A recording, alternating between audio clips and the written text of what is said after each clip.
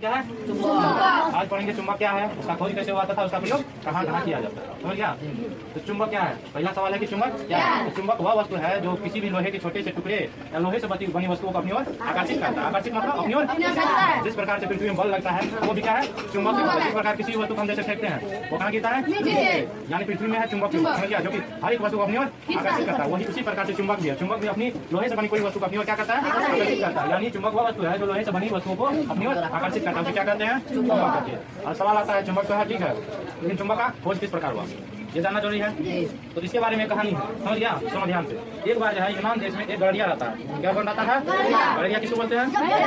एक जो भेड़ बकरी चराने का कार्य करता है। एक बार यूनान देश में एक गड़रिया अपनी भेड़ बकरी को जैसे चराने के लिए जा रहा था। समझ गया? उसके हाथ में क्या थी? छड़ी है। तो उसके हाथ में भी एक छड़ी थी, लेकिन उसका छड़ी जो था उसके ऊपर में लोहे का एक टोपी टाइप का लगा हुआ। समझ गया?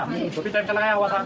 वो अपनी छड़ियों से अपनी बकरियों को इधर उधर करते हुए ले जा रहा था। एक बार की बात है, जब वैसे वैसे करते बकरी को ले जा रहा था, उसका छड़ी जो है एक चट्टान से छू गई। समझ गया? उस चट्टान से जैसे छू गई तो उन्होंने जब उसको हटाया तो फिर देखा, फिर उसको अपनी ओर खींच रहा, यानी आकर्षित कर रहा है। और बार बार उस छड़ी को अपनी ओर आकर्षित कर रहा था वह चट्टान।